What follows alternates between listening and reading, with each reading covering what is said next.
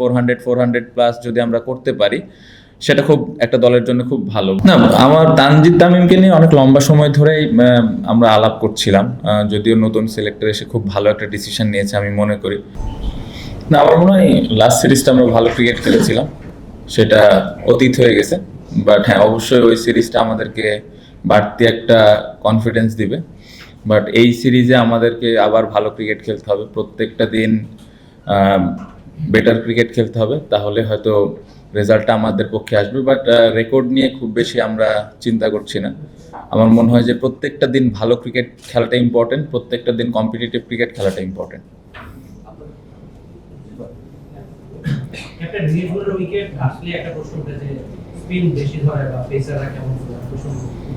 একটু ব্যাটারদের নিয়ে জানতে চাচ্ছি যে আমাদের ব্যাটাররা ভালো উইকেটে হয় কি না, নিউজিল্যান্ডের উইকেটে খেলে পরে হয়তো আপনাদের ব্যাটিং করার হিসেব কম, বা অনেক সিনিয়র ক্রিকেটাররা আমরা দেখি যে টেস্টে ব্যাটিং করার 35-40, তো আপনাদের মধ্যে এটা কি আলোচনা হয় বা মন তো খারাপ করে নিয়ে ভালো উইকেটে খেলতে হয়তো আরো বেশি রান করতে পারতেন ক্যারিয়ার বলে? মন খারাপ করার কিছু নাই, অবশ্যই মিরপুরে তো সবসময় চ্যালেঞ্জ ছিল, অনেক চ্যালেঞ্জ নিয়ে ব্যাটিং করা লাগছে সবসময়। হ্যাঁ, যদি ভালো উইকেটে খেলতাম আমরা, বা আগে যারা খেলেছে তারা যদি ভালো উইকেট খেলতো, অবশ্যই ওইখানে হয়তো তাদের এভারেজ বা স্ট্রাইক রেট সবগুলো আর একটু বেটার অবস্থানে থাকতো। বাট এগেন ওইটা আসলে কারো কন্ট্রোলে না, আমাদের প্লেয়ারদের কন্ট্রোলে না। আমার মনে হয় যে যেরকম কন্ডিশনই থাকুক, ওই কন্ডিশন অনুযায়ী কত ভালো ব্যাটিং করা যায় এটা ইম্পর্টেন্ট অ্যাজ এ ব্যাটসম্যান হিসেবে। বাট রিসেন্টলি যদি আপনি মিরপুরের উইকেট দেখেন, স্পেশালি হোয়াইট বল ক্রিকেট আমরা যে কয়েকটা সিরিজ খেললাম, আগের থেকে অনেক বেটার উইকেট, ভালো উইকেট। সো এখন আশা করা যেতেই পারে যে স্লোলি এই জায়গাটাতে ব্যাটসম্যানরা আর একটু ভালোভাবে ব্যাটিং করতে পারবে। পাশাপাশি আপনি যে এভারেজের কথাটা বললেন, এটাও হয়তো সময়ের সাথে সাথে পরিবর্তন হবে। তাসকিনকে ফিরে পাওয়াটা আসলে কতটা স্বস্তির, একই সাথে তাসকিন যখন অনেকদিন পর তাকে তো একটা রেস্ট দিয়ে খেলানো হয়, আপনি এজ এ ক্যাপ্টেন হিসেবে তাকে নিয়ে পরিকল্পনা সাজানো বা অন্যান্য পেসারদেরও আপনাকে ওই রাডারে রাখতে হয়, এই পরিকল্পনাটা কতটা ডিফিকাল্ট হয়েছে? ডিফিকাল্ট না, সব থেকে ভালো দিক হলো তাসকিন সবসময় টেস্ট ক্রিকেটটা খেলতে চায়। বাট আনফর্চুনেটলি ফিটনেস বলেন বা ইনজুরি ইস্যু বলেন, ওয়ার্কলোড ম্যানেজমেন্ট বলেন, এগুলোর দিকে খেয়াল রাখতে গিয়ে হয়তো সবসময় আমরা তাকে ইনক্লুড করতে পারি না। বাট গুড থিং যে সবসময় সে খেলতে চায়। সো এবছর এই মুহূর্তে এই টেস্টের আগে ট্রেনার ফিজিওর সাথে অনেক লম্বা একটা ডিসকাশন ছিল এবং সে খেলার জন্য ফিট, তো এই কারণে ইনক্লুড হয়েছে। কারণ তাসকিন অলওয়েজ, আপনি যেটা বললেন যে লাস্ট সিরিজে খুব ভালো পারফর্ম করেছে, সো তাসকিন যখনই টিমে থাকে ক্যাপ্টেনের জন্য সহজ হয়ে যায়, টিমের জন্য অনেক বাড়তি একটা এফোর্ট পাই আমরা সবসময় তার কাছ থেকে। সো ওই আশা করেই তাসকিন আবার আসছে এবং আমি আশা করবো যে এই সিরিজটাও ভালো করবে। বাকি পেস বোলারগুলোও সব প্ল্যান সম্পর্কে তাদের ধারণা আছে, কে কখন খেলবে, কার কী অবস্থান। এখানে ট্রেনার ফিজিওর অনেক বড় একটা কমেন্ট থাকে যে কে কী অবস্থানে আছে। সো এই ম্যানেজমেন্টটা লাস্ট কয়েক বছর ধরে ভালোভাবে আমরা করতে পারছি এবং সবাই ক্লিয়ার কে কখন খেলবে, কার কী অবস্থা। রিসেন্ট পাস্টে দেখছি যে হোয়াইট বল ক্রিকেটে কিছুটা স্পোর্টিং উইকেটার পাওয়া গেছে। তো টেস্টের ক্ষেত্রে আমি জানতে চাই, একটু আপনি বলেছেন যদিও, তারপর একটু নির্দিষ্টভাবে জানতে চাচ্ছি যে হোম কন্ডিশনের কি সুবিধা আপনারা উইকেট থেকে নিতে চাইবেন টেস্ট ক্রিকেটে। সেটা হোয়াইট বলে যেহেতু আপনার স্পোর্টিং উইকেটে গেছেন, টেস্টে কি ধরনের চিন্তা ভাবনা আছে? ভালো উইকেট হবে আশা করছি। আপনি যদি এখন আমাদের টিমটা দেখেন, আমার মনে হয় যে বোলিং অ্যাটাকটাও এক্সপেরিয়েন্স, ব্যাটসম্যান বেশ কয়েকটা ব্যাটসম্যান আছে অনেক দিন ধরে খেলছে এই ফরম্যাটে, এবং টেস্ট ক্রিকেটে আমার মনে হয় যে স্পেশালি ব্যাটসম্যানগুলো সেটেল আছে, বেশ কয়েকটা সিরিজ একসাথে আমরা খেলছি। সো এক্সপেরিয়েন্সের দিক দিয়ে আমি বলবো যে ভালো একটা দল। সো উইকেটটা যেরকমই থাকুক, ভালো পেসার ভালো স্পিনার আমাদের দুই দিকেই আছে। সো আমার মনে হয় যে প্রপার স্পোর্টিং উইকেট থাকলে আমাদের টিমের জন্য ভালো। বাট এগেন কালকে কি হবে বা এই নেক্সট 5 দিনে কি হবে উইকেটটা, এটা আসলে ওয়েদারের উপরে অনেক কিছু ডিপেন্ড করে। সো ওই অনুযায়ী ওই অ্যাডজাস্টমেন্টগুলো আমাদের করতে হবে, এবং আমি মনে করি যে যেই ব্যাটসম্যান এবং বোলারগুলো আমার টিমে আছে তারা ক্যাপাবল টু অ্যাডজাস্ট ওই সিচুয়েশনগুলো। সিলেক্টর এই টেস্টের স্কোয়াডটা যখন ডিক্লেয়ার করেন, তখন তানজিদ হাসান তামিমকে দলভুক্ত করার কারণ হিসেবে বলেছিলেন যে উনি ওপেনিং অপশনে আরেকটু হায়ার স্ট্রাইক রেটে, আরেকটু অ্যাটাকিং মানে রেট উইথ ব্যাটিং করেন, এরকম একজনকে চান। তো অ্যাজ এ ক্যাপ্টেন আপনি কিরকম ওপেনিং কম্বিনেশন চান? ওকে একটু অ্যাটাকিং নাকি মোর স্ট্যাবিলিটি, আপনি কোন অপশনটা অপট করবেন? না, আমার তানজিদ তামিমকে নিয়ে অনেক লম্বা সময় ধরেই আমরা আলাপ করছিলাম, যদিও নতুন সিলেক্টর এসে খুব ভালো একটা ডিসিশন নিয়েছে আমি মনে করি। আমি পার্সোনালি ফিল করি যে ফার্স্ট ইনিংসটা খুব ইম্পর্টেন্ট হয়ে যায় একটা টিমের জন্য, স্পেশালি ব্যাটিংয়ের ক্ষেত্রে, ইভেন বোলিংয়ের ক্ষেত্রেও। বাট আমি যেটা পার্সোনালি চাই যে ভালো উইকেটে কন্ডিশন যদি ডিমান্ড করে ভালো রান হবে, সেই ক্ষেত্রে 400 প্লাস যদি আমরা করতে পারি সেটা খুব একটা দলের জন্য খুব ভালো। বাট একটা জিনিস বুঝতে হবে যে যার এক একজনের খেলার ধরন এক এক রকম। সো কারো খেলা আমি চাই না যে কেউ পরিবর্তন করুক, যে যেভাবে খেলতে পছন্দ করে সে সেভাবেই খেলুক।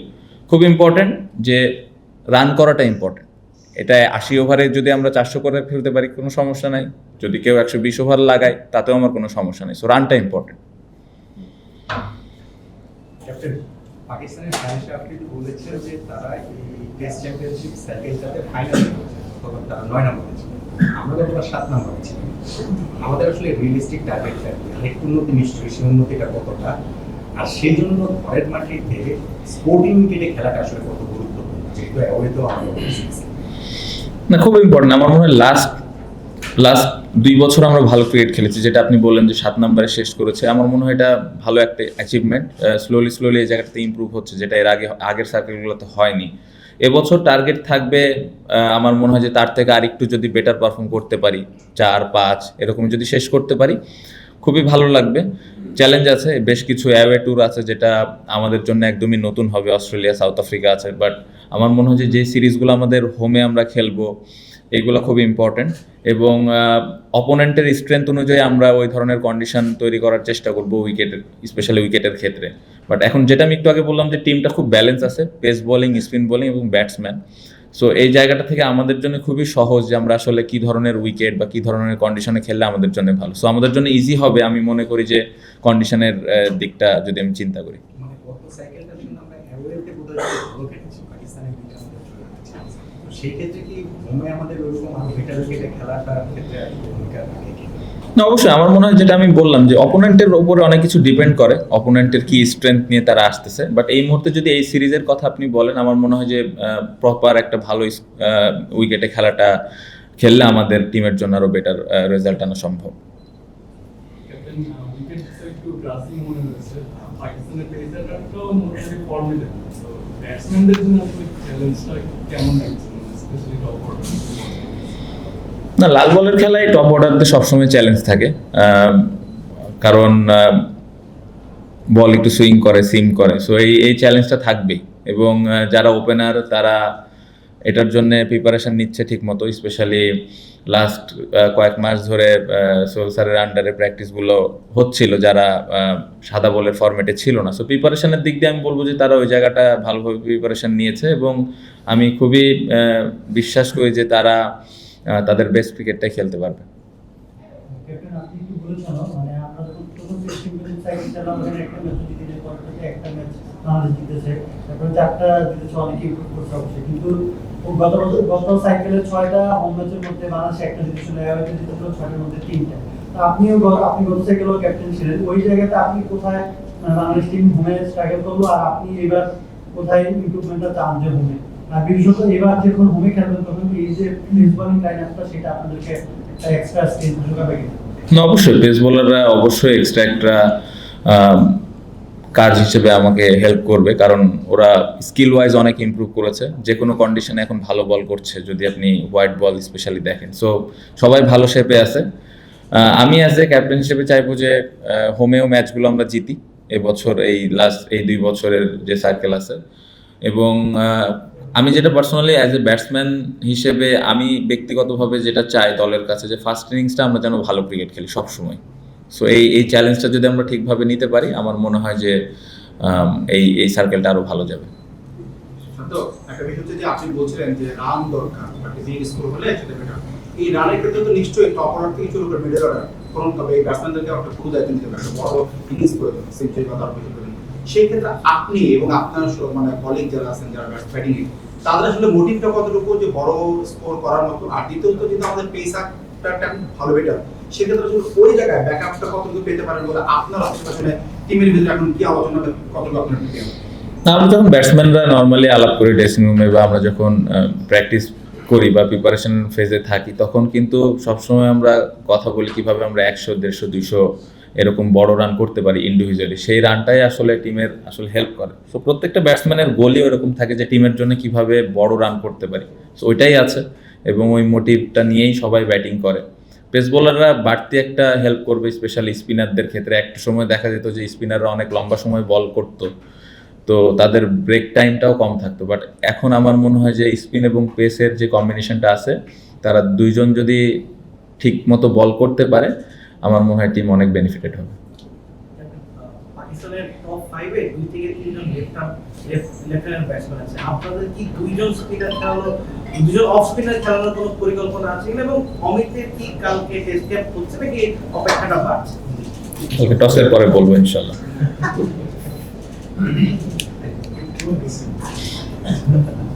আপনি বলেন তাসকিন সরকার টেস্ট খেলতে যায়, এটা কিন্তু ইন্টারভিউ ব্যাপার। বাট আপনি কি বলেন তাসকিন মানে টেস্ট খেলার জন্য যে পরিমাণ বোলিং দরকার, সেই পরিমাণ বোলিং এর প্রিপারেশন নিয়েছে, মানে মিলে সেটা কোথায়? হ্যাঁ, প্রিপারেশন খুব ভালো কোশ্চেন। আমার মনে হয় যে প্রিপারেশন নিয়েছে, একটু কঠিন ছিল যেহেতু ওয়েদারটা খারাপ ছিল, বাট স্টিল ওর ওয়ার্কলোড বা যতটুকু বল করার প্রয়োজন ছিল ওই জায়গাটাতে ও করতে পেরেছে। ইনডোরেও কিছু দিন বোলিং করেছে, বাট যখনই সুযোগ পেয়েছে নিজেই ওর কাজটা করে নিয়েছে। অনেক এক্সপিরিয়েন্স ক্রিকেটার, সে জানে আসলে তার প্রিপারেশন নেওয়ার জন্য কি কি করা প্রয়োজন। সো ওয়ার্কলোড ম্যানেজমেন্ট আমি হ্যাপি এবং ফিজিও এবং ট্রেনার তারাও হ্যাপি এবং তারা খুব ভালো ফিডব্যাক দিচ্ছে। সো আমি আশা করছি যে তাসকিন এই টেস্ট ম্যাচটা ভালোভাবেই বল করতে পারবে। তো পাকিস্তানের সঙ্গে 3টা ফর্মেটে লাস্ট ম্যাচগুলো বাংলাদেশ জিতেছে। এই মুহূর্তে কি পাকিস্তানের ক্রিকেট থেকে বাংলাদেশের ক্রিকেট বেটার শিখে মনে হচ্ছে কিনা? আর পাকিস্তানের পেস এবং বাংলাদেশের পেসারদের যদি কম্পারিজন করেন তাহলে নিজেদের কোথায় রাখবেন? পেস বোলিং ডিপার্টমেন্টে আমি বলবো যে দুই দলেরই ভালো পেস অ্যাটাক, বাট আমাকে যদি জিজ্ঞেস করেন আমি বলবো যে আমাদের পেস বোলিং অ্যাটাক হয়তো সামান্য একটু আগায় আছে লাস্ট কয়েক বছর যদি আমি দেখি ওরা যেভাবে বোলিং করছে। বাট পাকিস্তান অলওয়েজ, আমরা যখন পাকিস্তান টিম নিয়ে কথা বলি সবসময় ওদের পেস বোলিং নিয়ে কথা বলি, এটা নিয়ে কোনো ডাউট নেই। তারা খুবই ভালো দল এবং খুব